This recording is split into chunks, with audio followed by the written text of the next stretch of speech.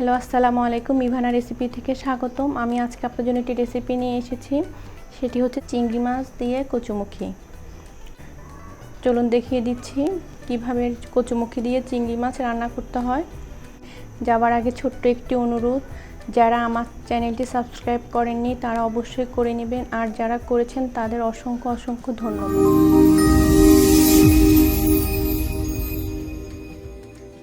কচুমুখী রান্না করার জন্য আমি প্রথমে একটি হাঁড়ি বসিয়ে দিয়েছি।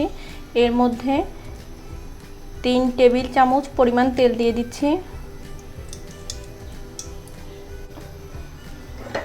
এখানে 100 গ্রাম চিংড়ি মাছ নিয়েছি। চিংড়ি মাছগুলো তেলের মধ্যে দিয়ে দিচ্ছি।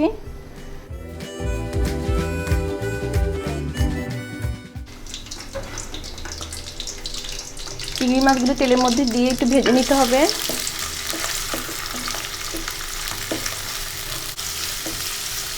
দুই থেকে 3 মিনিট লাল হওয়া পর্যন্ত একটু ভেজে নিতে হবে।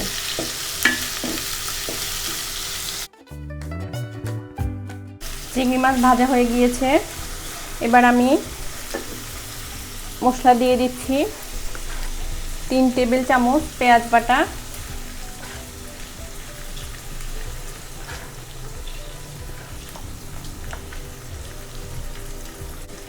2 টেবিল চামচ রসুন বাটা,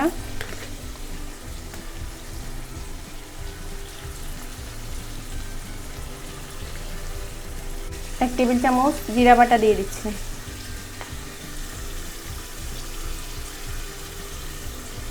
এবার আমি ভালো করে মাছের সাথে মশলাটাকে ভেজে নেব।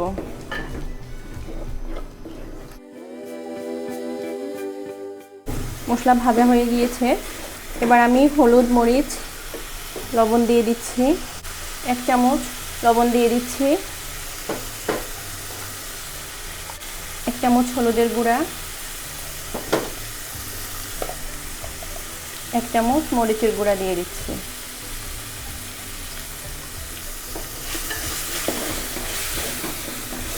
দিয়ে ভালো করে মশলাটাকে একটু ভেজে নিতে হবে। 2 থেকে 3 মিনিট মশলাটাকে ভেজে নিতে হবে।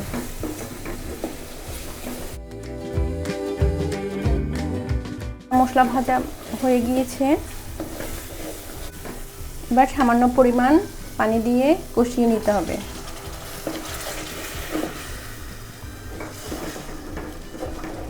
দুই থেকে 3 মিনিট কষিয়ে নিব।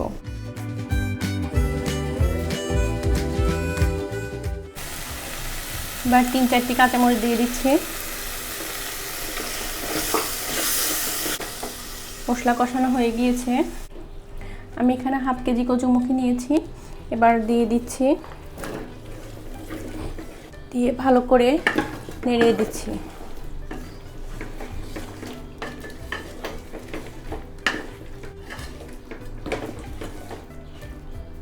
তিন থেকে 4 মিনিট কচুমুখিগুলো কষিয়ে নেব।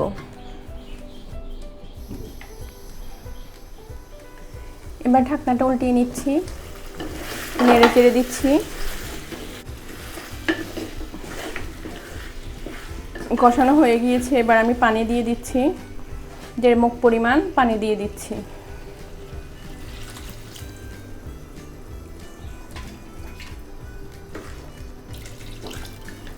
পানি দিয়ে এবার সিদ্ধ করে নিতে হবে। সিদ্ধ করা পর্যন্ত অপেক্ষা করতে হবে। ঢাকনাটা উল্টিয়ে একটু নেড়ে দিচ্ছি, সিদ্ধ হয়েছে কিনা দেখছি।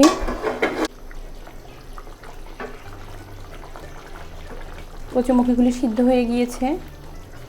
এবার আমি ধনিয়া পাতা দিয়ে দিচ্ছি।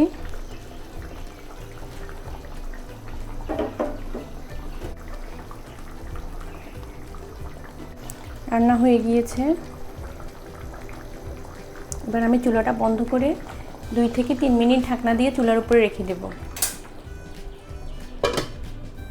তৈরি হয়ে গিয়েছে। দেখতে পাচ্ছেন খুবই সুন্দর একটি কালার এসেছে।